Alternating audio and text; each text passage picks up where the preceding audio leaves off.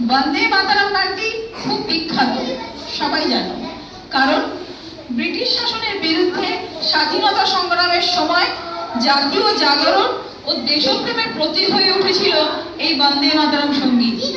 এটি বঙ্কিমচন্দ্র চট্টোপাধ্যায় 1982 সালে তার আনন্দমঠ উপন্যাসের জন্য লিখেছিলেন। পরবর্তীকালে এটা ভারতের জাতীয় সঙ্গীতের মর্যাদা পায়। আজ সেই বন্দে মাতরম গানের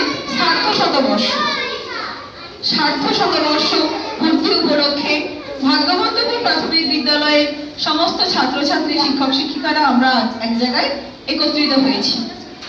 তাই আমাদের বিদ্যালয়ের সেই বন্দে মাতরম গানের সার্ধশতবর্ষ উদযাপন হচ্ছে।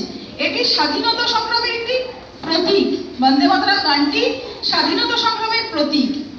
এটা আনন্দমঠ উপন্যাসের অংশ। এটা জাতীয় সঙ্গীতের স্বীকৃতি পায় 1950 সালে। এসো আমরা গানটি এখন শুনে নিই।